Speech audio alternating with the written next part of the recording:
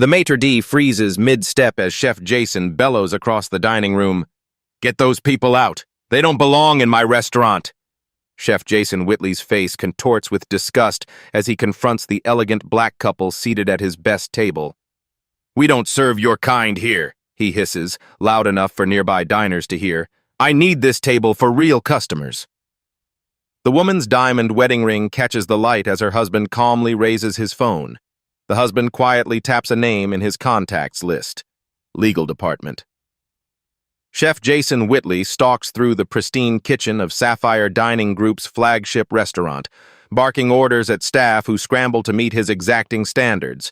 Tonight carries special significance. Rumors suggest a prominent food critic plans to visit, and Jason intends to cement his reputation as the chain's premier chef. "Polish these glasses again. I can see fingerprints," he snaps at a server. "And tell Marco his risotto is still coming out too wet." The staff responds with tense efficiency, accustomed to Jason's perfectionism that borders on tyranny. The hostess, Emma, approaches with hesitation in her step. "Chef, there's a couple at the front without reservations requesting a table." Jason glances toward the entrance. A black couple stands waiting, the woman in an elegant white dress that accentuates her poised posture, the man in a tailored suit that speaks of quiet wealth. Something about their confident demeanor immediately grates on Jason. "We're fully booked," he declares, despite the visible empty tables in the dining room. "But chef, we have 3 four-tops available, and they seem—" Emma begins. "I said we're booked," Jason cuts her off with a dismissive wave. "Those tables are promised to regulars who might call." Emma returns to the front, only to reappear moments later, visibly uncomfortable. "Sir, they're insisting on speaking with management. They mentioned something about corporate knowledge." Jason exhales dramatically. "Of course they did," he mutters, always pulling that card when they don't get their way.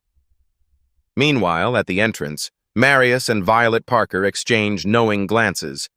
3 weeks into their marriage, they're continuing the systematic review of all 58 restaurants in their recently acquired chain. Their approach is methodical. No reservations, no special treatment, no announcement, to experience their establishments exactly as ordinary customers would. "Ready?" Marius whispers, squeezing Violet's hand. She nods, the diamond on her new wedding ring catching the light.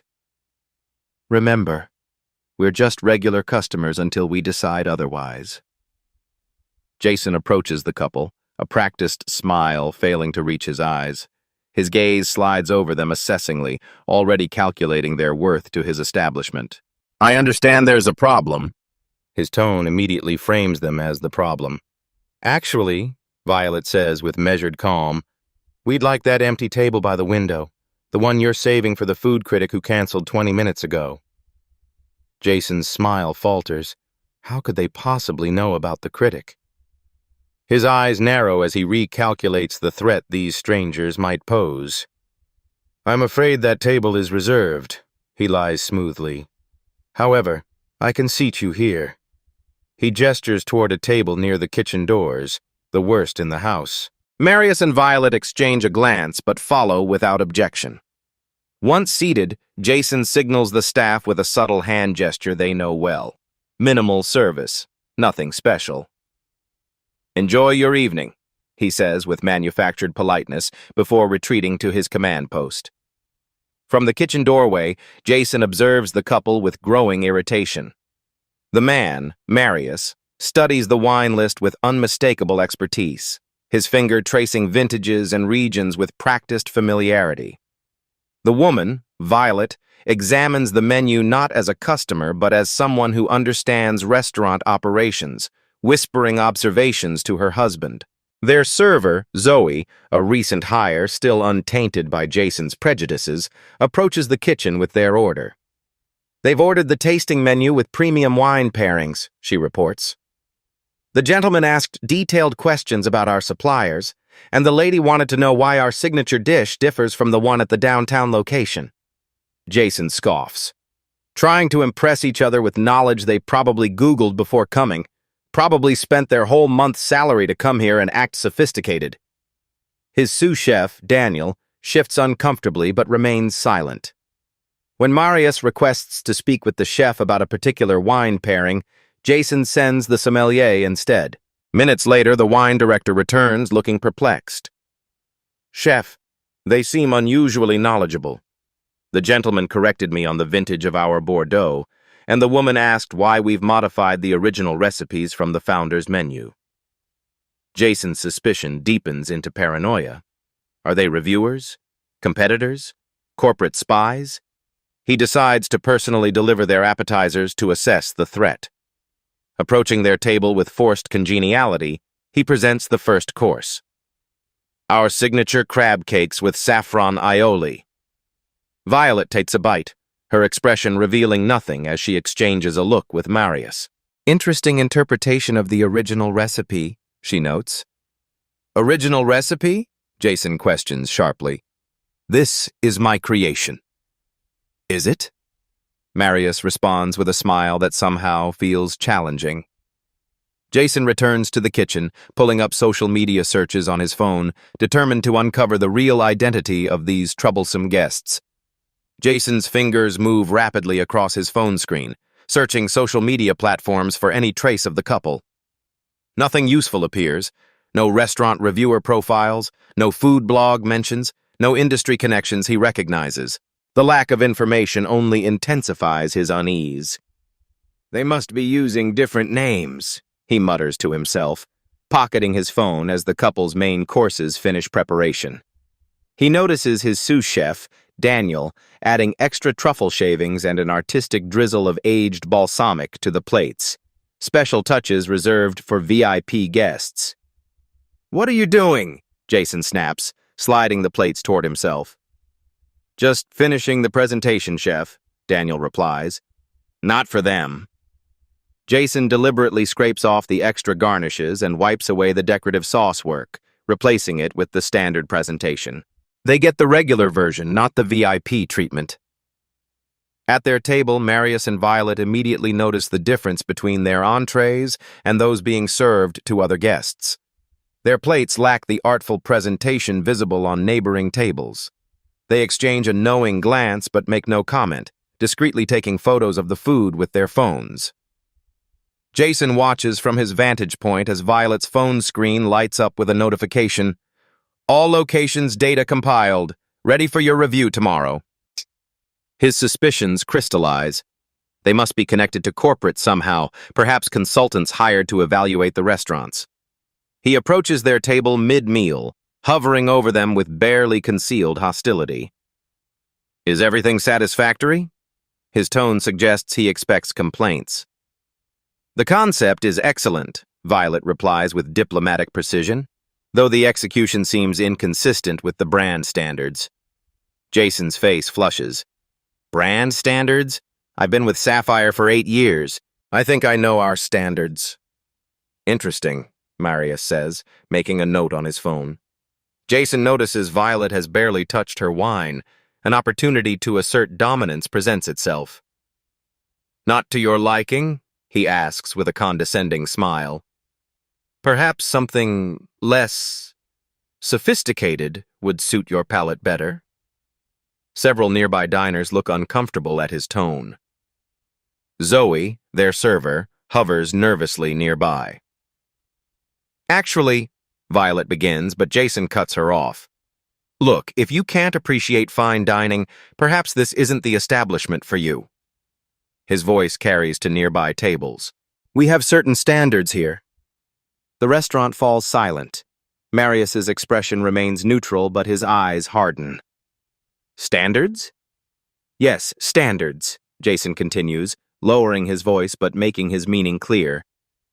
"We cater to a particular clientele who understand quality." Violet calmly places her napkin on the table. "Are you asking us to leave?" "I'm suggesting you might be more comfortable elsewhere," Jason replies with thinly veiled contempt. Marius stands, helping Violet with her chair. "We'll be going then.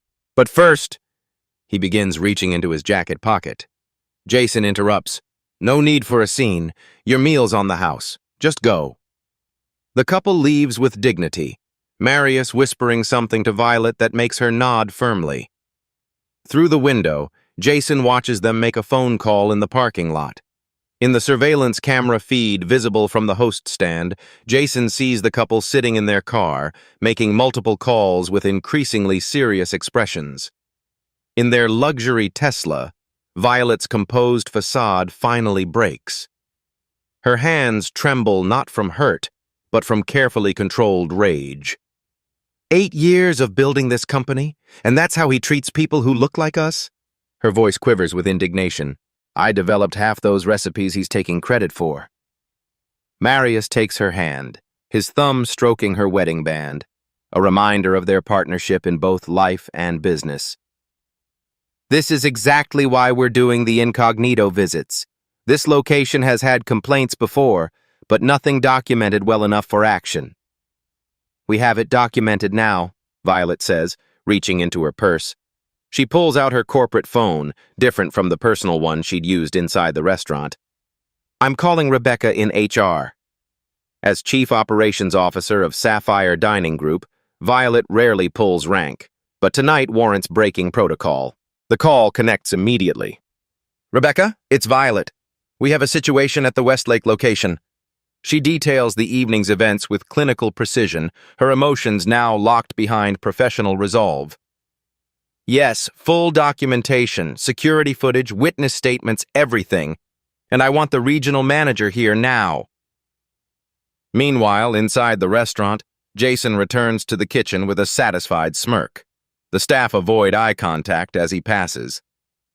That's how you handle troublemakers, he announces to no one in particular.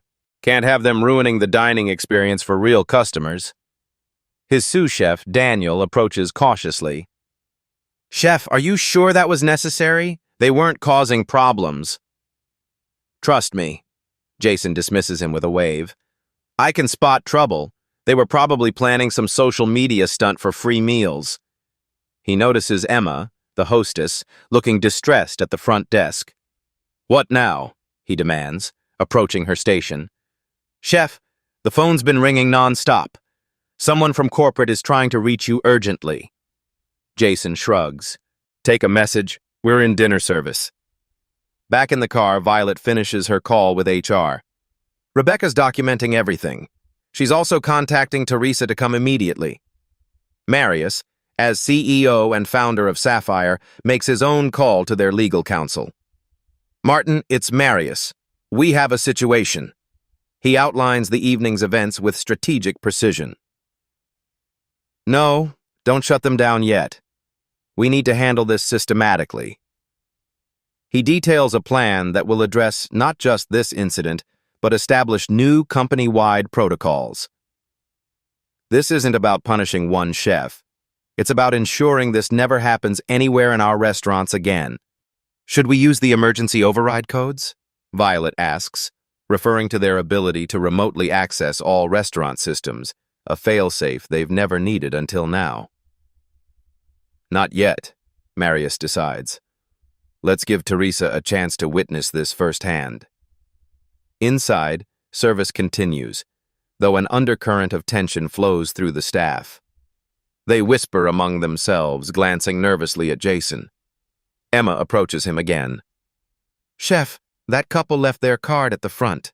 I think you should see this. Jason dismisses her with a scowl. Throw it away, probably some complaint threat. The hostess persists. Sir, the card has the Sapphire corporate logo, and their names are... I don't care if they claim to know the owner, Jason interrupts. I'm in charge here tonight. What Jason doesn't see, Regional Manager Teresa Alvarez has just parked her car and is reviewing security footage remotely on her tablet before entering. Her expression grows increasingly grave as she watches the entire interaction from multiple angles. As Jason returns to the kitchen, his personal phone buzzes with a text from an unknown number. Your actions tonight have been recorded and are being reviewed by leadership. Do not leave the premises after service. Jason stares at his phone screen, reading the anonymous message twice before dismissing it with a scoff. Nice try, he mutters, assuming it's a bluff from the couple he ejected. Still, a seed of doubt takes root in his mind. He opens his email app, noticing several urgent messages from corporate headquarters that arrived during dinner service, messages he'd been too busy to check. The subject lines contain words like urgent, immediate review, and response required. A flicker of unease passes through him. The kitchen doors swing open as Regional Manager Teresa Alvarez enters. Her tailored suit and rigid posture signal this isn't a casual visit. The kitchen staff fall silent, sensing the shift in atmosphere. "I need the security footage from tonight," Teresa announces without preamble. "And I'll need to speak with all staff who interacted with the Parkers." Jason approaches, extending his hand with forced casualness. "Teresa, good to see you. What brings you in during dinner service?" She ignores his outstretched hand. "We have a situation, Jason. I need your office for interviews." "Interviews? What's happening?" His confidence wavers for the first time tonight. "I'm conducting an investigation into tonight's incident with the couple you asked to leave." Jason scoffs, recovering his composure. "Those people were disrupting my restaurant. Whatever complaint they filed is exaggerated." Teresa's expression hardens. "Those people have names, and they didn't file a complaint." She pauses meaningfully. "Yet." As Teresa sets up in his office, Jason notices Daniel, his sous chef, showing her his phone. They speak in hushed tones, Daniel scrolling through what appears to be screenshots of text messages. Messages Jason recognizes as his own past comments about customers and staff. The betrayal stings. Jason's phone rings. It's his friend Marco, executive chef at another Sapphire location across town. "Dude, what did you do?" Marco hisses without greeting. "Corporate is reviewing all managers' conduct. Emergency meetings are being called. Everyone's freaking out." Realization dawns that this is bigger than one complaint from an entitled couple. Jason decides to control the narrative. He approaches Teresa as she exits an interview with one of the servers. "Look, there might have been a misunderstanding," he begins smoothly, "but I was protecting our high-end image. Some guests don't fit our establishment's profile." "High-end image?"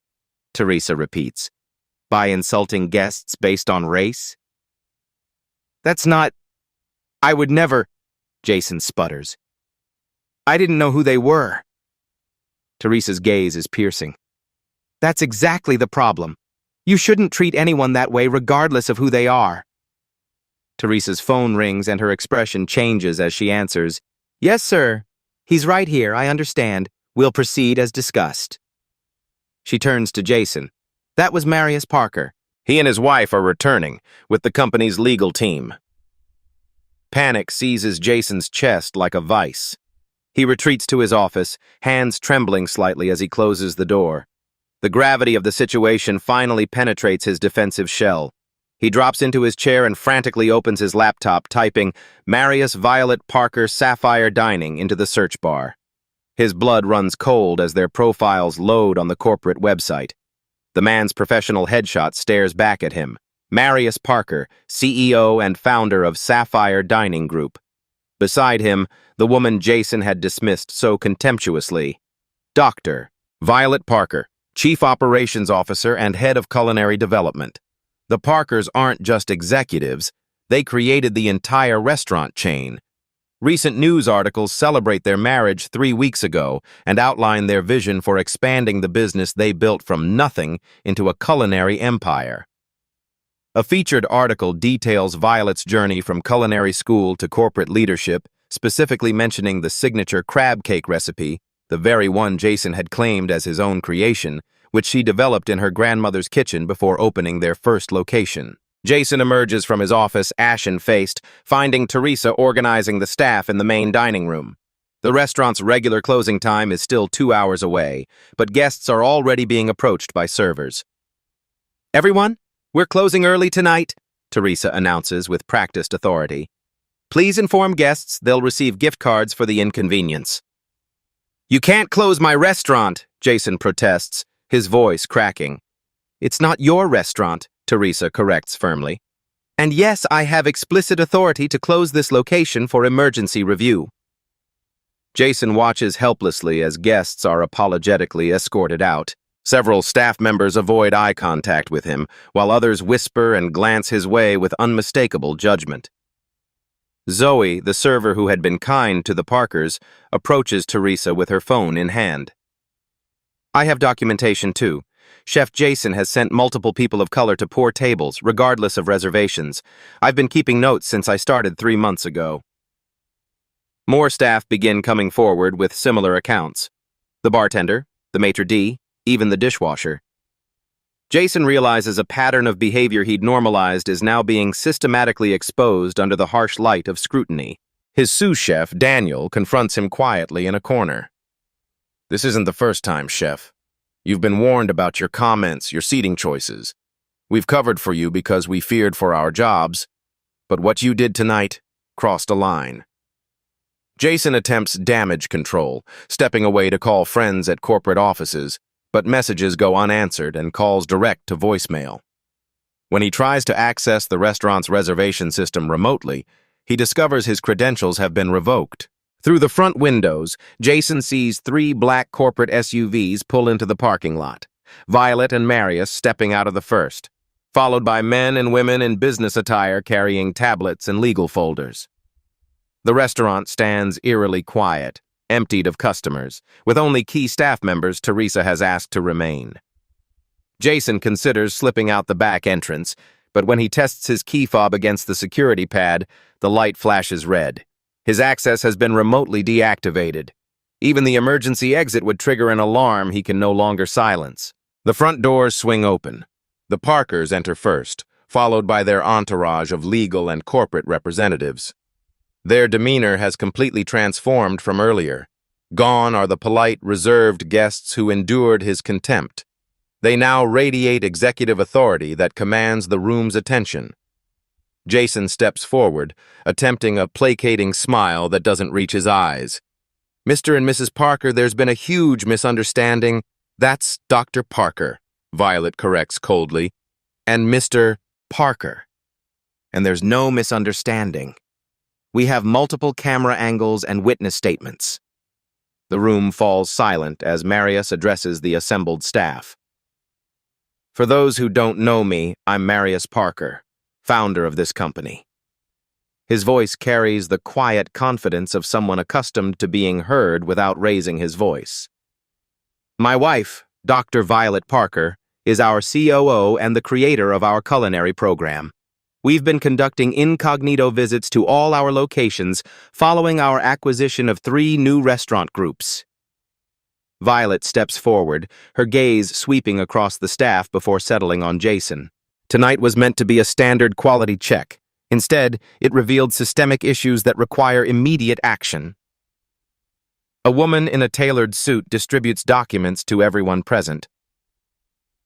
These are non-disclosure agreements regarding tonight's events, she explains professionally. This is now an active legal matter. Jason interjects, desperation edging into his voice. I had no idea who you were. If I'd known... That's precisely the point, Marius cuts him off, his tone measured but unyielding. You shouldn't need to know someone's status to treat them with basic respect. Violet addresses the staff directly, her voice softening. We're implementing an emergency protocol. This location will remain closed tomorrow for training and review. All staff except management will receive paid leave during this time. Jason watches his authority evaporate before his eyes. Staff members he's intimidated for years now look directly at him, their expressions a mixture of vindication and relief. As for you, Chef Whitley, Marius continues, turning to face Jason directly, you are suspended pending investigation. Please surrender your credentials and access cards. Jason's hand moves to his chest pocket where his ID badge hangs, his fingers suddenly numb as the reality of his situation sinks in. As Jason reluctantly hands over his ID badge, Violet steps closer. By the way, the crab cake recipe you claimed is yours? I developed that in my grandmother's kitchen when I was 24. Tell me again how you created it? The room falls silent as Jason stands speechless before Violet's direct challenge. The sous chef and line cooks exchange glances. They've heard Jason boast about his recipe countless times. claiming inspiration struck during his travels through the Chesapeake region. Jason's mouth opens, but no words emerge. The culinary foundation on which he's built his reputation crumbles in real time. Marius gestures toward the large conference room adjacent to the main dining area. "Let's continue this discussion more formally," he suggests, though everyone recognizes it's not a request. Once everyone is seated around the polished table, Marius activates the wall-mounted display screen with a few taps on his tablet. "For transparency, we want everyone to understand exactly what's happening." The screen illuminates with the Parkers' professional profiles. Marius's business background unfolds in impressive detail. Founding Sapphire Dining Group with a single location and expanding to 58 restaurants across the country over 8 years. Beside his accomplishments appears Violet's equally impressive trajectory. Her culinary training at world-renowned institutions, her doctorate in food anthropology, and her role developing the company's award-winning menu concepts. 3 weeks ago, Marius explains, we married after 5 years as business partners. As a wedding gift to each other, we decided to experience our restaurants as regular guests would. No special treatment, no advance notice, no exceptions. Violet continues the narrative, her voice carrying both authority and disappointment. We've visited 12 locations so far. 10 provided excellent service. 1 had quality issues but respectful staff. Her gaze settles on Jason. Then there's this location. She taps her tablet, bringing up performance metrics on the screen. Financially, this restaurant performs well. However, customer satisfaction surveys show troubling patterns. The data reveals a statistical anomaly, complaints about selective treatment of guests, primarily affecting people of color. We initially attributed this to statistical noise, Marius notes, until tonight, when we experienced it firsthand. Teresa presents her preliminary findings from the staff interviews conducted over the past hour. I've documented 17 incidents in the past 6 months where Chef Whitley gave preferential treatment based on perceived status or race. Jason attempts to defend himself, desperation edging into his voice. That's absurd. I treat VIPs specially because they're valuable to the business. That's just good hospitality. And how do you identify these VIPs? Violet asks pointedly.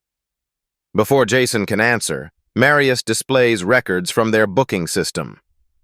Our data shows white customers with similar spending habits and visit frequency are 3 times more likely to receive premium tables at this location compared to customers of color with identical profiles. The evidence continues mounting with methodical precision.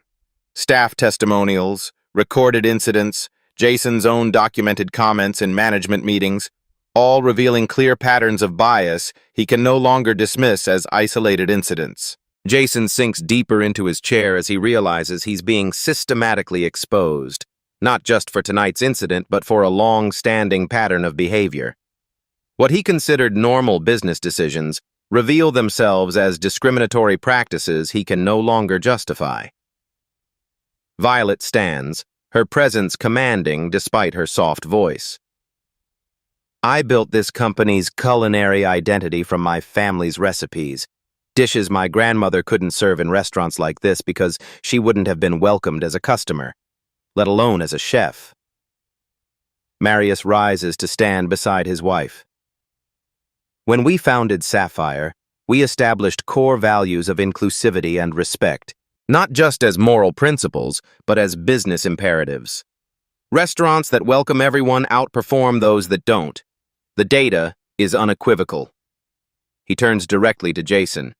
You violated these principles repeatedly while taking credit for Violet's work and damaging our brand in ways you never considered. Violet pulls up one final slide, the company's founding document with their mission statement prominently displayed. To create spaces where everyone experiences the dignity of exceptional service. This, she says quietly, is what you've been undermining every day. Tomorrow morning at 9 a.m., Marius announces, we're holding an emergency board meeting to address not just this incident, but to implement company-wide changes. Chef Whitley, your presence is required. as is your full access to your communication records for the past 12 months. Jason steps through the glass doors of Sapphire Dining Group's corporate headquarters at 8:45 a.m., acutely aware of how out of place he appears. His chef's whites have been replaced by an ill-fitting suit he hasn't worn in years.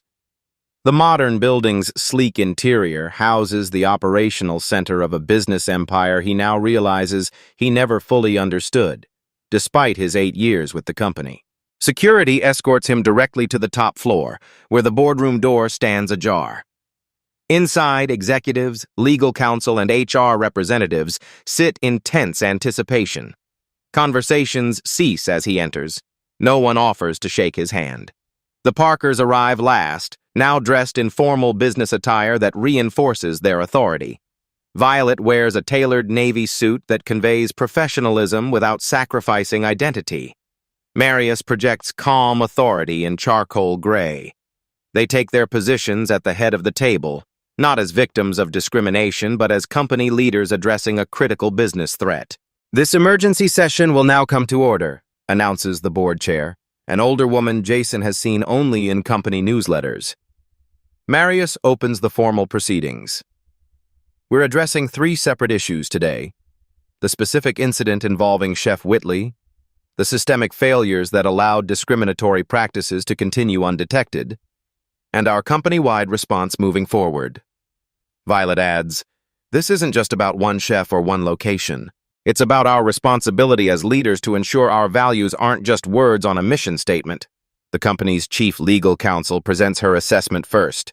Based on documented evidence, Chef Whitley's actions constitute clear violations of company policy, state public accommodation laws, and potentially federal civil rights statutes.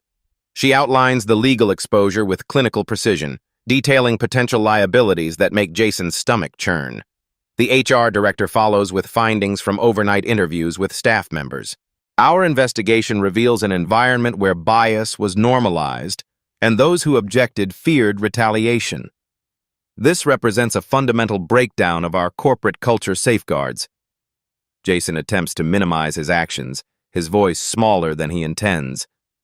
"I've always focused on serving our high-value customers. That's just good business sense." The chief counsel interrupts sharply. "Define high value, Chef Whitley." When Jason struggles to provide objective criteria, the woman displays customer spending data on the presentation screen. "Your so-called high-value determinations don't correlate with actual spending patterns. They do, however, correlate strongly with racial demographics." The meeting continues with a devastating systematic breakdown of how Jason's biases affected operations, staff morale, and customer experiences. Financial analysts quantify the business impact: reduced repeat visits from certain demographics, lower staff retention, and potential brand damage that could take years to repair. A data scientist presents a predictive model showing the compounding financial impact if similar behavior exists across multiple locations, potential losses in the millions over a 5-year period. During a brief recess, Jason overhears executives discussing the company's vulnerability to a class action lawsuit if similar practices exist elsewhere. The legal exposure could be catastrophic, not just financially, but for the brand Marius and Violet have built from nothing. When the meeting resumes, Violet presents the corrective action plan she and Marius developed overnight.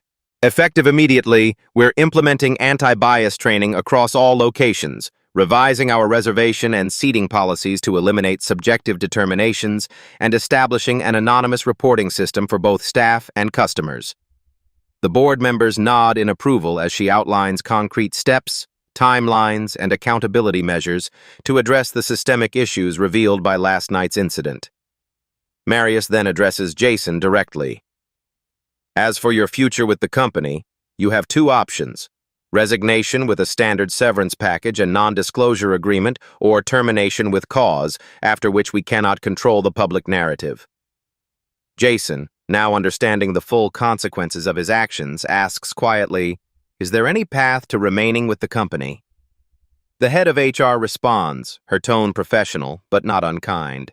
That would require acknowledgement of wrongdoing, completion of extensive rehabilitation training, acceptance of a probationary position at a different location, and ongoing monitoring. As Jason contemplates his limited options, the Parkers turn to broader issues.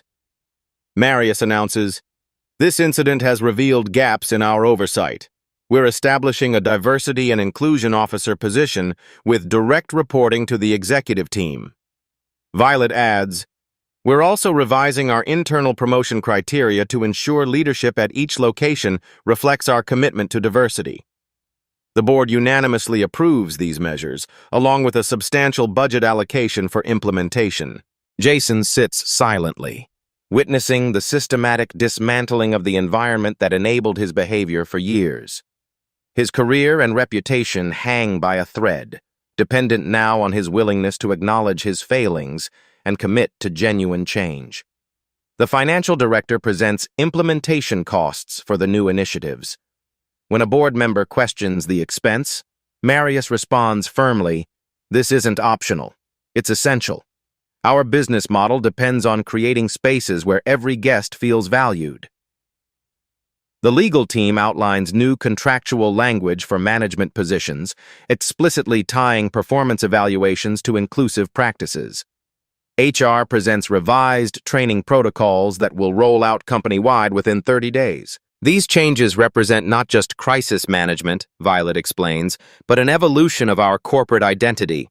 We built this company to transform the dining experience for everyone, not just those who've traditionally been welcomed. As the meeting concludes, a PR representative enters with urgent news. Despite the NDAs, social media is exploding with a customer video from last night showing Chef Whitley's confrontation with the Parkers. It's already at 2 million views.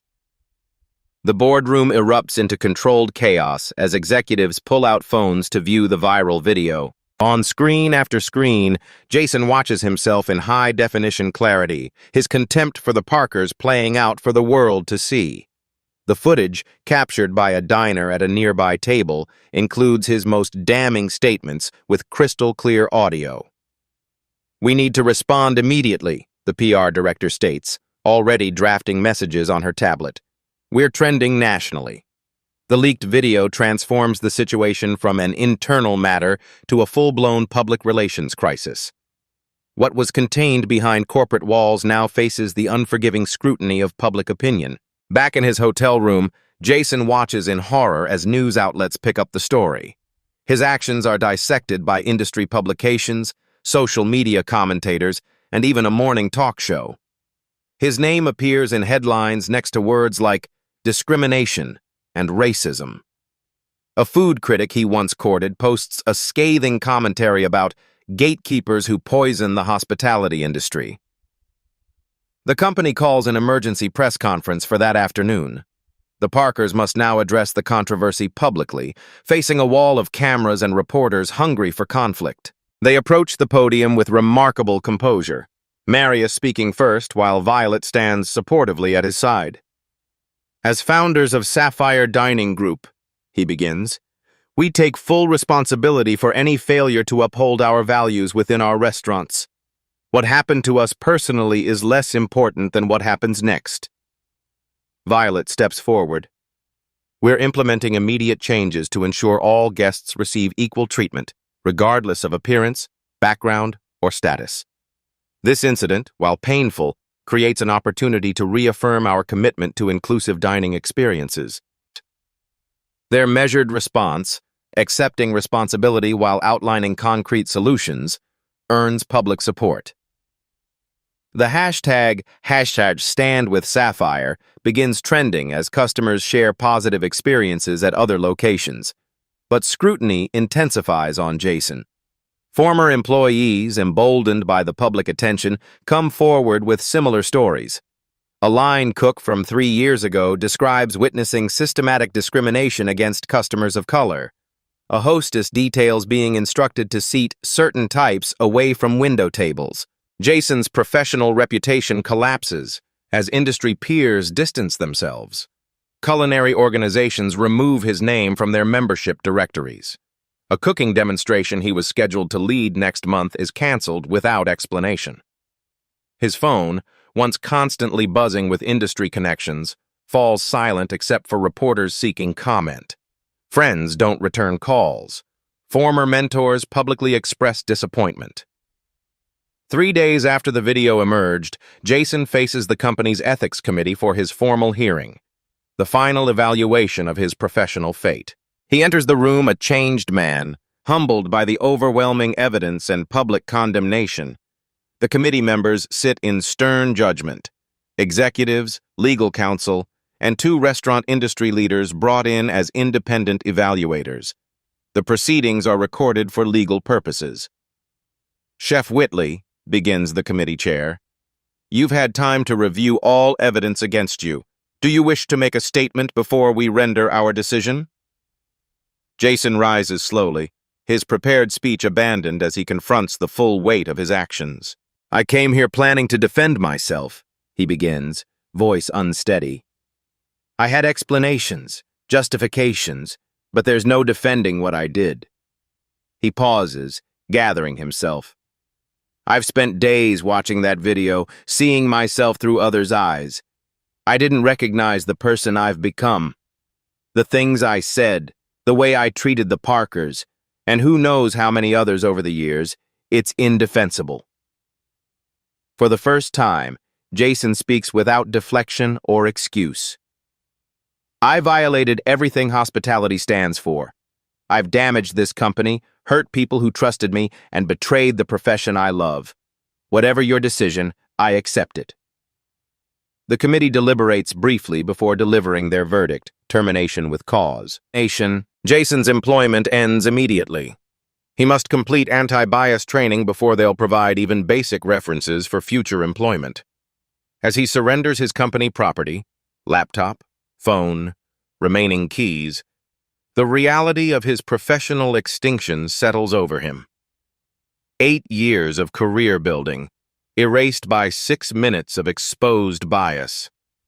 Outside the building, reporters wait like predators. Jason slips out a service entrance, avoiding the cameras but not the weight of public judgment that will follow him into an uncertain future. As Jason drives away from corporate headquarters, his phone buzzes with a notification. The National Restaurant Association has just announced a new industry-wide initiative addressing discrimination in fine dining, inspired by recent events at Sapphire Dining Group. 6 weeks after the incident, Marius stands at a podium addressing the National Restaurant Association's annual leadership conference. The audience of industry executives, chefs, and restaurateurs fills the grand ballroom, their attention focused entirely on him. Hospitality means generous and friendly treatment of visitors and guests, he begins. Not some visitors, not certain guests, all of them. His words carry the weight of lived experience. Behind him, a screen displays the new industry-wide certification program developed in partnership with Sapphire Dining Group, Inclusive Hospitality Initiative. The program establishes concrete standards for equitable service, bias training requirements, and accountability metrics for restaurants seeking certification. What happened at our restaurant exposed a painful truth, Marius continues. Many establishments talk about welcome while practicing exclusion. Today, we change that conversation. In the front row, Violet watches her husband with pride. As the architect of Sapphire's reformed policies, she spent weeks transforming a crisis into an opportunity for industry-wide reflection. Across town, at Sapphire's flagship location, the site of Jason's downfall, a transformation is underway. The restaurant has reopened under new leadership. Executive chef Zoe Chen, the server who documented Jason's pattern of discrimination. Her promotion from server to executive chef raised eyebrows, until food critics discovered her background. A culinary school graduate who couldn't break the glass ceiling at other establishments despite her talent. We looked within our own ranks and found extraordinary talent being wasted, Violet explains to a journalist documenting the changes. Zoe had the skills all along. She just needed the opportunity. The restaurant's reservation system has been completely overhauled. The new technology eliminates subjective table assignments by implementing rotation protocols that ensure equitable seating. Host staff undergo weekly training sessions on recognizing and addressing unconscious bias. In the kitchen, the culture has transformed. Line cooks from diverse backgrounds now have clear advancement paths. The brigade system remains, but without the toxic hierarchy that silenced concerns under Jason's regime. Industry publications that initially treated the incident as scandalous entertainment now publish thoughtful analyses of systemic issues in fine dining. A leading culinary magazine dedicates its cover story to examining how prestigious restaurants subtly signal who belongs through everything from music selection to dress code enforcement. The impact extends beyond Sapphire's 58 locations. Competing restaurant groups implement similar reforms, recognizing both the moral imperative and business advantage of inclusive practices. Reservation platforms add features allowing guests to report discriminatory treatment. Culinary schools revise curricula to include mandatory courses on equitable hospitality. Data from Sapphire's locations reveals an unexpected business outcome. As inclusive practices take root, customer satisfaction scores rise across all demographics. Average check sizes increase.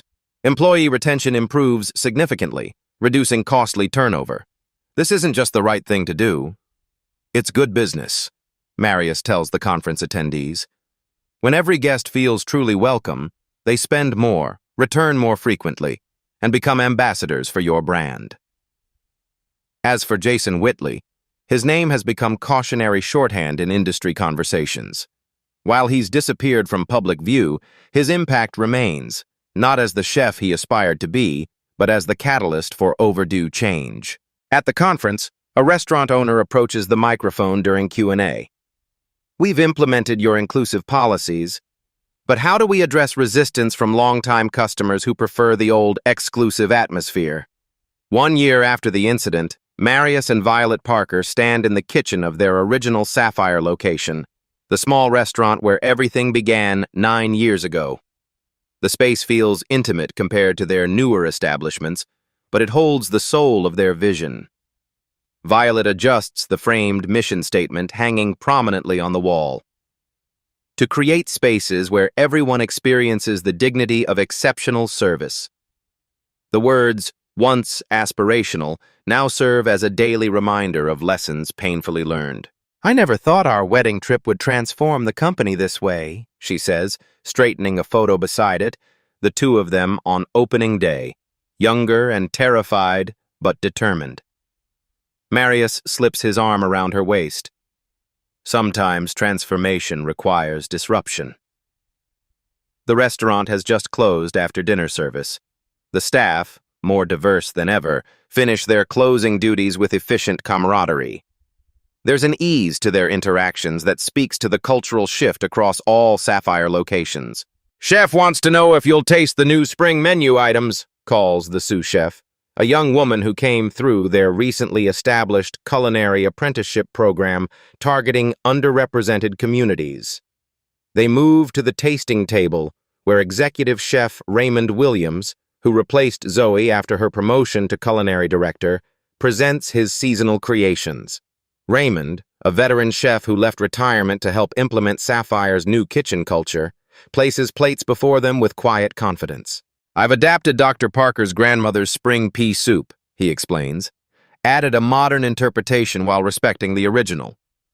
This acknowledgement of culinary heritage, once obscured by Jason's appropriation, has become standard practice throughout Sapphire.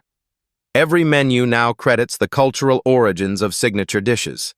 As they taste, Violet makes notes on flavor profiles while Marius reviews the latest company metrics on his tablet. The numbers tell a compelling story. Customer satisfaction at record highs, staff turnover at historic lows, and profits exceeding projections across all locations. The industry report came in, Marius mentions between bites. 43% of fine dining establishments have adopted our inclusive service protocols. The certification program has 300 applications pending. The transformation extends beyond their company. The incident that began with humiliation has catalyzed industry-wide reflection. Restaurant critics now routinely evaluate establishments on equitable service practices alongside food and ambience. Culinary schools incorporate bias awareness into core curricula. As for Jason Whitley, they rarely speak his name. After completing mandated sensitivity training, he opened a small catering business in another state. Humbled, but employed. His story serves as a case study in hospitality management courses on how unchecked bias destroys careers and damages organizations. Later that evening, in their home office, Violet reviews applications for their foundation's culinary scholarship program, supporting aspiring chefs from underrepresented backgrounds. The initiative, funded by a percentage of Sapphire's profits, represents their commitment to addressing hospitality's systemic inequities. "Sometimes I wonder if we should thank him," Violet muses, setting aside the applications. "Without that night, would we have seen what was happening in our own company?" Marius considers this. "Perhaps, but I prefer to focus on what we built from that moment, not what caused it." They've declined dozens of interview requests about the incident, preferring their actions to speak louder than words. The changes implemented, transparent reservation systems, bias training, diverse hiring practices, equitable advancement opportunities, have become their true statement. "The best restaurants don't just feed people," Marius says, echoing the closing line from his speech at last month's Industry Awards, where Sapphire received recognition for leadership in workplace equity. "They nourish dignity through genuine hospitality. Everyone deserves a seat at the table." True hospitality sees the human before the customer. Dignity isn't reserved for those who look the part. If you've made it this far in our story, you've witnessed something powerful, a moment when justice was served not through violence or revenge, but through accountability and transformation. The story of the Parkers and chef Jason Whitley reflects realities many face daily in restaurants, stores, and public spaces across the country. We want to hear from you now. Has someone ever made you feel unwelcome somewhere you had every right to be? How did you respond? Your experiences matter, and sharing them helps others know they're not alone. Don't forget to subscribe to Beat Stories and hit that notification bell so you never miss our powerful real-life justice stories. If this video resonated with you, smash that like button. It helps our channel reach more people who need these stories of accountability and empowerment. Join our growing Beat Stories community, where we expose the moments when the tables turn and justice is served.